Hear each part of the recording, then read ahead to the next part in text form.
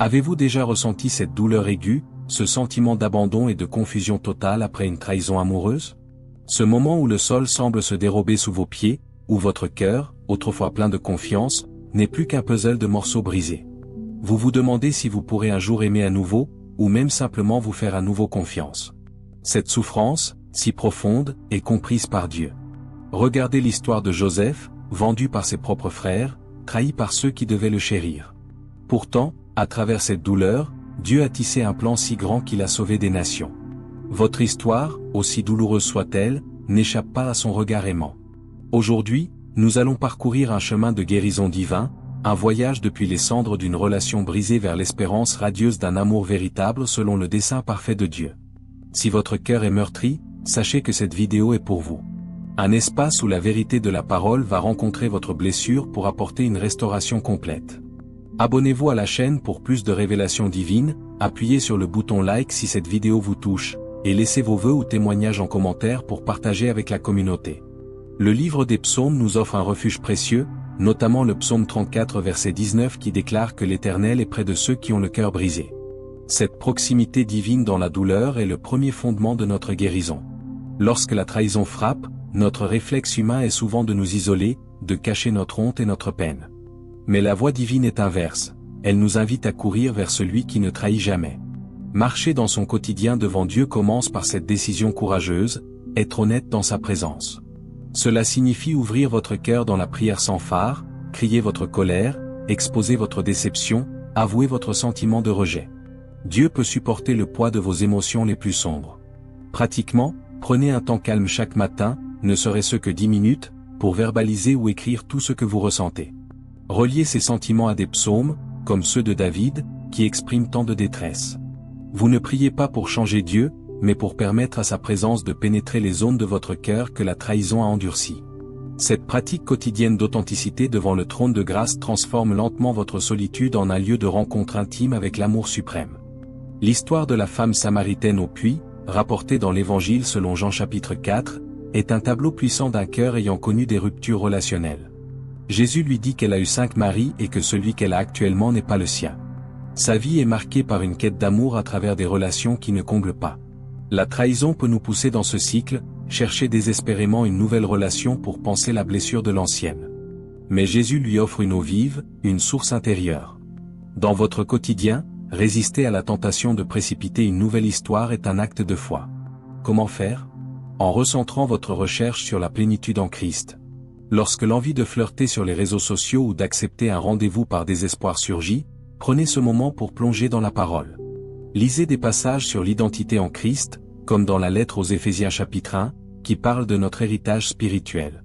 Pratiquez le jeûne des fréquentations, non par légalisme, mais pour laisser à Dieu l'espace de devenir votre première affection. Ce recentrage brise le cycle de la quête compulsive et vous ancre dans la réalité que vous êtes déjà aimé de manière éternelle et inconditionnelle. Le prophète Jérémie a vécu des déceptions profondes, étant souvent trahi par ceux à qui il prophétisait. Dans le livre qui porte son nom, au chapitre 29, verset 11, Dieu rappelle qu'il connaît les projets qu'il a formés, des projets de paix et non de malheur. Ce verset est souvent cité, mais son contexte est crucial, il est adressé à un peuple en exil, déplacé, ayant perdu ses repères à cause de ses propres erreurs et de la trahison des nations.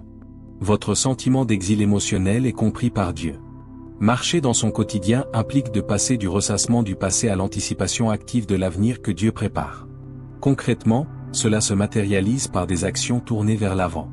Inscrivez-vous à ce cours que vous repoussez, commencez ce projet de service qui vous trotte dans l'esprit, investissez dans une passion oubliée. Ces actes, petits ou grands, sont des déclarations de foi. Ils disent « Je crois que mon histoire n'est pas finie ». Chaque fois que la nostalgie ou l'amertume pointe, arrêtez-vous et accomplissez une petite action constructive en lien avec un de vos objectifs personnels ou spirituels. Vous réapprenez ainsi à espérer, non en un être humain, mais en la fidélité du Dieu qui restaure les années dévorées. L'apôtre Pierre a vécu la honte d'avoir trahi Jésus après l'avoir renié 3 fois. Sa douleur après sa prise de conscience fut immense. Pourtant, après la résurrection, Jésus lui offre une restauration personnelle et publique, en lui demandant par 3 fois, « Pierre, m'aimes-tu » Cette scène, en Jean chapitre 21, est un modèle parfait de la rédemption que Dieu offre. Votre parcours de guérison passe aussi par un pardon libérateur, non pas comme un déni de la faute de l'autre, mais comme un choix de vous libérer du poison. Comment pardonner pratiquement quand la blessure est si vive? Commencez par le dire à Dieu, « Seigneur, je choisis, avec ton aide, de pardonner à un non-point. » La première fois, cela peut sembler vide, mécanique. Répétez cette prière chaque fois que le ressentiment monte. Le pardon est un processus, souvent un chemin. Ensuite, écrivez une lettre que vous ne posterez pas, détaillant votre souffrance, puis brûlez-la ou déchirez-la en symbole de remise à Dieu. Marcher dans son quotidien, c'est aussi refuser de colporter l'offense, de ressasser les détails de la trahison avec vos proches. Dirigez plutôt la conversation vers ce que Dieu vous apprend. Ce processus n'exonère pas l'autre de sa responsabilité, mais il vous libère pour recevoir la paix que Christ a acquise pour vous. Le roi David, après sa faute avec Bethsabée et la mort de leur enfant, exprime une repentance profonde dans le psaume 51. Il demande à Dieu de lui créer un cœur pur. Une trahison subie peut parfois révéler en nous des zones blessées qui nécessitent aussi une purification. Peut-être des schémas de dépendance affective, une idolâtrie de la relation, ou une faible estime de soi. La guérison divine est holistique, elle soigne la blessure infligée et transforme nos fragilités intérieures. Dans la vie de tous les jours, cela se traduit par un examen de cœur régulier et accueillant. Demandez à Dieu dans la prière, « Que veux-tu me montrer sur moi à travers cette épreuve ?» Lisez les Proverbes, un chapitre par jour, et laissez la sagesse divine éclairer vos réactions et vos attentes. Pratiquement, identifiez un trait à cultiver, comme la patience ou la confiance en Dieu seul. Puis, cherchez un verset clé sur ce trait et méditez-le pendant une semaine. Par exemple, Proverbes chapitre 3 versets 5 et 6 sur la confiance. Cette démarche proactive transforme l'épreuve en un terrain de croissance spirituelle profonde, vous préparant à une future relation plus saine et ancrée en Dieu. L'histoire de Ruth est un récit magnifique de rédemption après une perte amoureuse tragique. Veuve, étrangère, elle suit sa belle-mère Naomi et se place sous les ailes du Dieu d'Israël. Sa loyauté et son travail fidèle dans le champ de Boaz la conduisent à un amour providentiel. Ce qui est frappant, c'est que Ruth ne court pas après un mari. Elle s'occupe de sa responsabilité envers sa famille et se conduit avec intégrité. Votre saison de célibat post-rupture n'est pas un vide à combler, mais un champ à moissonner pour la gloire de Dieu. Comment vivre cela? Investissez-vous dans votre vocation, votre service à l'Église, votre développement personnel. Voyez cette période comme un temps consacré pour approfondir votre relation avec Dieu et pour servir les autres sans les distractions d'une relation amoureuse. Si vous avez des responsabilités familiales, comme Ruth, accomplissez-les avec excellence. Si vous avez un travail ou des études, donnez le meilleur de vous-même comme servant le Seigneur. Cette focalisation sur la fidélité dans les petites choses vous prépare et vous positionne dans le champ de la providence divine. Vous développez un caractère précieux, comme celui de Ruth, que Boaz a remarqué. Dieu prépare votre Boaz ou votre Ruth pendant que vous êtes fidèle là où il vous a placé. Le premier livre de Samuel nous montre la profonde amitié entre David et Jonathan, une loyauté qui surpasse même les trahisons familiales. Jonathan, fils du roi Saul qui cherchait à tuer David, est resté loyal à son ami. Cette relation nous rappelle l'importance d'un entourage fidèle après une trahison. Le diable voudrait vous isoler, mais Dieu vous appelle à vous entourer de saine compagnie. Dans votre marche quotidienne, prenez l'initiative de cultiver des amitiés chrétiennes authentiques. Cela peut être en rejoignant un groupe de maison, en participant à une activité de service, ou en planifiant régulièrement des moments avec un frère ou une sœur en Christ mature. Pratiquement, soyez vulnérable avec une ou deux personnes de confiance. Partagez votre lutte, demandez leur prière et leur redevabilité. Laissez ces amis vous rappeler la vérité de la parole lorsque la tristesse ou le doute vous assaille. Un véritable ami, comme Jonathan, vous fortifiera en Dieu.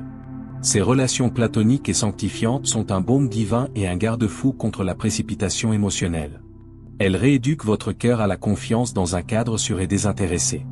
L'apôtre Paul, dans sa lettre aux Philippiens chapitre 4 verset 7, parle de la paix de Dieu qui surpasse toute intelligence et qui gardera nos cœurs et nos pensées.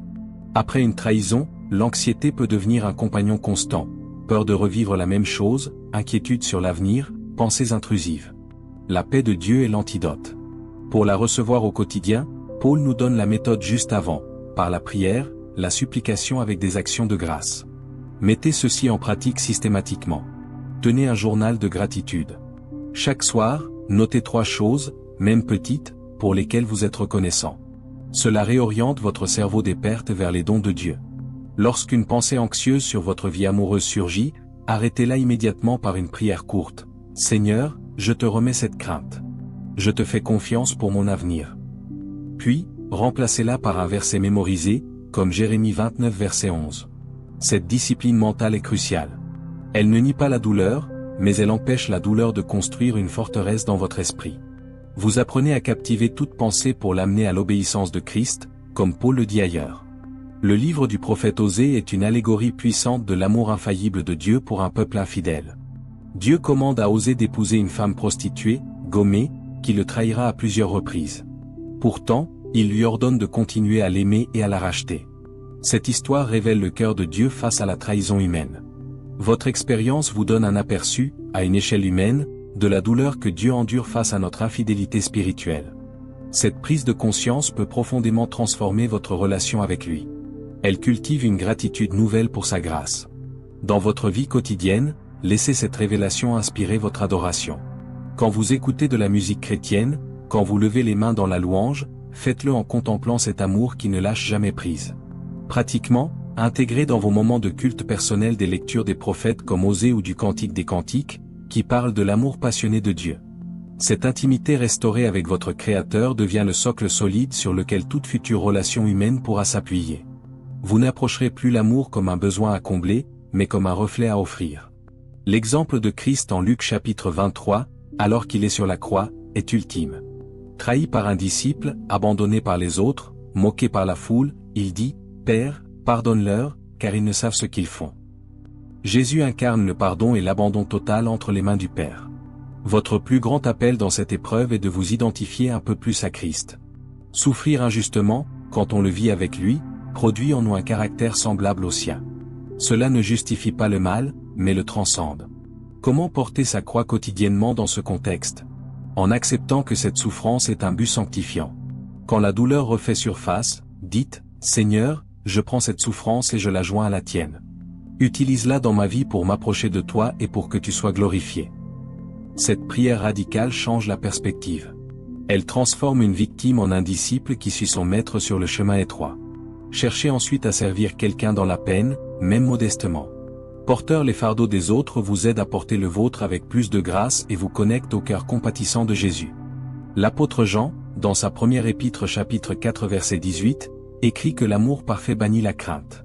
La trahison instille souvent une peur profonde de s'engager à nouveau, de se donner pleinement. La guérison passe par laisser l'amour parfait de Dieu remplir ces espaces de terreur. Cet amour n'est pas un sentiment, mais une vérité à expérimenter. Pour marcher dans cette vérité, créez des habitudes qui vous immergent dans la réalité de l'amour de Dieu. Commencez votre journée en vous répétant à voix haute, Dieu m'aime d'un amour éternel. Visualisez-vous accueilli, en sécurité dans les bras du Père, comme l'enfant prodigue. Lorsque la peur d'être trompé à nouveau surgit à l'idée de rencontrer quelqu'un, ne la refoulez pas. Confrontez-la avec la parole. Lisez Romains chapitre 8 versets 38 et 39 sur rien ne pouvant nous séparer de l'amour de Dieu. Rappelez-vous que tout amour humain est imparfait, mais que l'amour de Dieu est votre ancre sûre.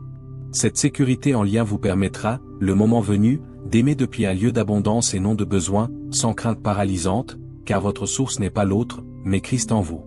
L'histoire d'Esther est un récit de courage et de préparation providentielle. Jeune femme juive, elle est choisie pour devenir reine après une longue période de préparation avec des soins spécifiques. Cette saison de préparation dans votre vie est cruciale.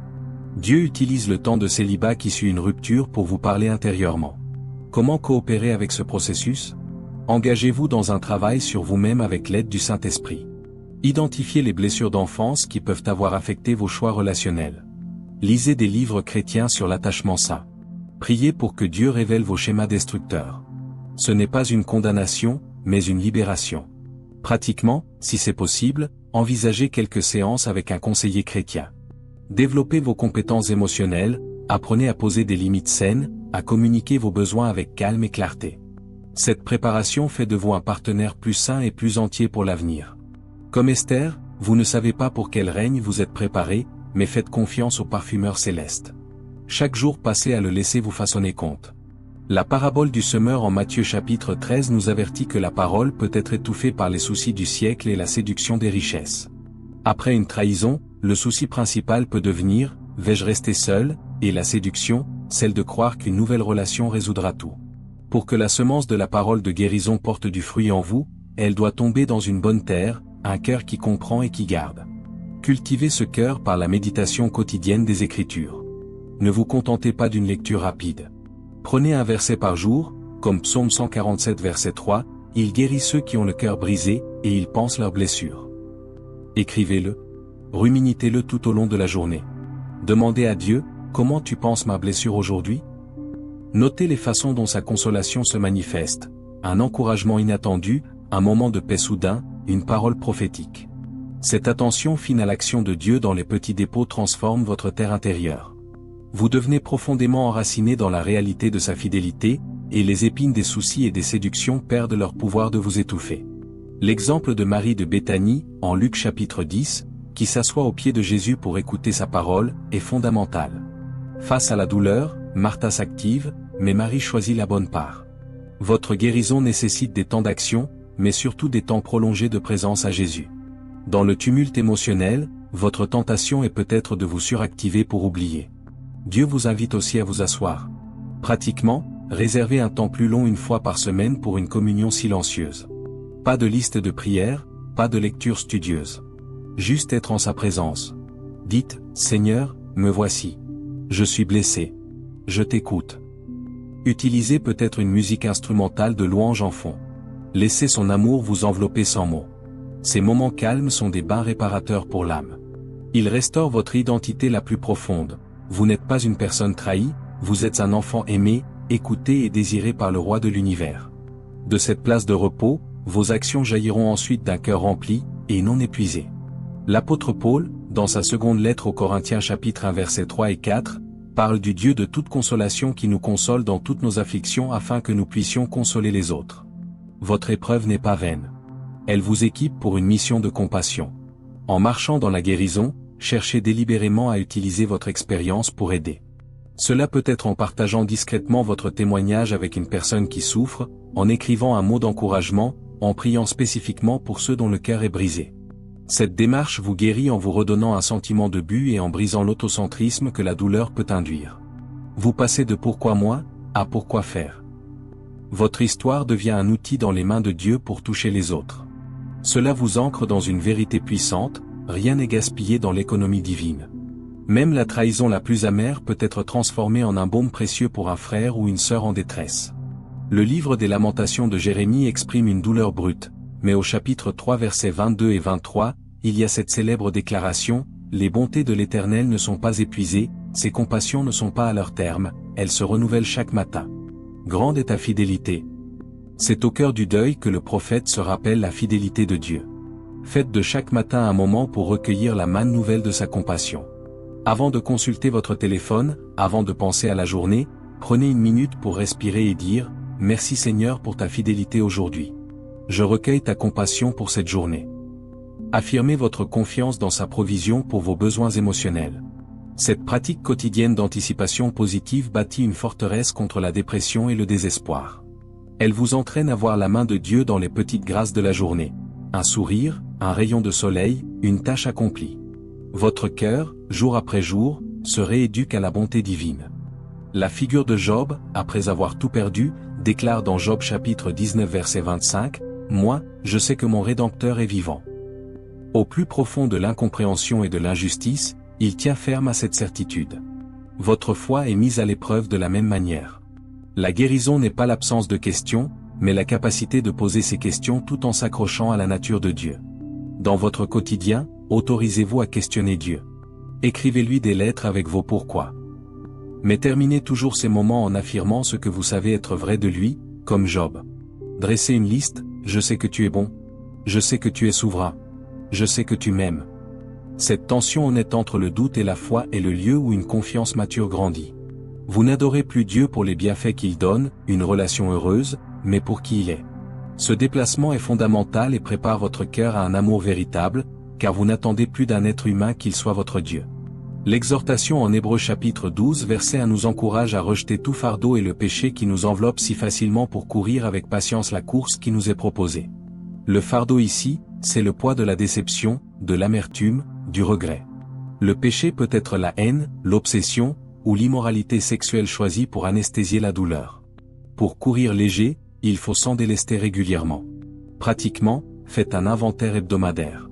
À la fin de la semaine, dans un temps de prière, demandez, « Seigneur, quel fardeau ai-je porté cette semaine que tu veux que je te donne ?» Écoutez, puis visualisez-vous le déposant au pied de la croix.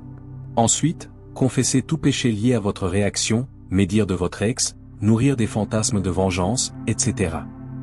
Recevez le pardon. Cette discipline de dépouillement spirituel vous maintient agile et libre pour avancer. Elle empêche la blessure de se transformer en un bagage identitaire lourd et encombrant. Vous apprenez à courir, non en traînant le passé, mais les yeux fixés sur Jésus. L'apôtre Pierre écrit dans sa première épître chapitre 5 verset 7 de rejeter sur Dieu tous vos soucis, car lui-même prend soin de vous. Ce rejet est un acte actif et répété. Imaginez que vos soucis sont un lourd sac à dos. La prière est le moment où vous l'enlevez et le placez dans les mains de Dieu. Pour rendre cela concret, utilisez un objet symbolique. Prenez une pierre pour représenter votre souci de rester seul, priez, et déposez-la dans un bol prévu à cet effet chez vous. Ce geste physique aide à matérialiser l'acte spirituel. Dans votre vie relationnelle future, cette pratique deviendra essentielle. Vous apprendrez à rejeter sur Dieu la gestion de votre relation, au lieu de vouloir tout contrôler par vous-même. Vous développerez une dépendance saine à lui, qui est le seul capable de porter le poids de vos attentes et de vos craintes. Votre futur partenaire bénéficiera alors d'une relation avec quelqu'un qui ne lui demande pas de porter un fardeau qu'il ne peut supporter. Enfin, le Cantique des Cantiques chapitre 8 verset 6 dit que l'amour est fort comme la mort, que la jalousie est inflexible comme le séjour des morts. L'amour véritable selon le plan de Dieu est puissant, pur et exclusif. Votre période de guérison est un temps pour laisser Dieu restaurer en vous une vision sainte et forte de l'amour, loin des imitations que le monde propose. Imprégnez-vous de cette vision. Lisez le Cantique des Cantiques en demandant à Dieu de vous en révéler la profondeur spirituelle et la beauté pour le mariage. Priez pour votre futur conjoint, si le mariage est votre vocation. Demandez à Dieu de le préparer, de le garder, et de travailler en vous les qualités d'un amour patient, bon, et qui ne périt jamais, 1 Corinthiens 13. Cette prière tourne votre cœur vers l'espérance active et la préparation joyeuse. Elle ancre votre désir dans le contexte du plan divin. Vous arrêtez de chercher désespérément quelqu'un et vous commencez à vous préparer à une personne spécifique que Dieu connaît déjà, dans son timing parfait. Et nous voici arrivés au terme de ce parcours. Vous avez vu que votre blessure, si réelle et si profonde, n'est pas une fin, mais un commencement dans les mains du grand médecin. Vous n'êtes pas défini par la trahison que vous avez subie, mais par l'amour infaillible qui vous est offert en Christ. Nous avons exploré ensemble comment la parole de Dieu offre à la fois un baume pour penser et un chemin pour avancer. Comment la prière authentique, la méditation des Écritures, le pardon, l'entourage saint, le service et l'espérance active sont des piliers pratiques pour reconstruire sur le roc. Votre cœur brisé est un autel sur lequel Dieu peut allumer un feu nouveau, un amour purifié, mûri et prêt à accueillir la bénédiction relationnelle qu'il a en réserve pour vous, en son temps. Maintenant, inclinons nos cœurs dans la prière. Père Céleste, nous venons devant toi avec gratitude pour ta parole qui est une lampe à nos pieds. Merci pour chaque personne qui regarde cette vidéo, pour son cœur ouvert à ta guérison. Seigneur, tu vois les larmes versées, les nuits d'insomnie, le sentiment de trahison. Nous te les apportons maintenant. Par la puissance de ton esprit, pense chaque blessure. Oins chaque souvenir douloureux du sang de Jésus. Remplis les espaces vides de ta présence tangible. Donne à chacun une révélation fraîche de ton amour inconditionnel. Fortifie sa foi pour qu'il tienne ferme dans cette saison. Entoure-le de témoins fidèles. Guide ses pas sur le chemin de la restauration. Prépare-le à être un canal de ton amour, et si c'est ta volonté, prépare et amène à lui le compagnon ou la compagne selon ton cœur, au temps parfait. Que ta paix, qui surpasse toute intelligence, garde son cœur et ses pensées en Christ Jésus. Nous te confions chaque vie, chaque rêve, chaque espoir. Au nom puissant de Jésus, Amen. Si ce message a résonné dans votre cœur, ne restez pas seul. Faites partie de cette communauté qui avance dans la foi. Abonnez-vous si ce n'est pas déjà fait, like cette vidéo, partagez-la avec un ami ou une amie qui en a besoin, et laissez un commentaire avec vos vœux pour que nous grandissions ensemble dans la foi. Dites-nous simplement Amen ou partagez une parole que Dieu a mise sur votre cœur. Nous sommes là pour nous soutenir mutuellement. Que Dieu vous bénisse abondamment, vous comble de sa paix, et vous guide vers les verts pâturages de son amour parfait.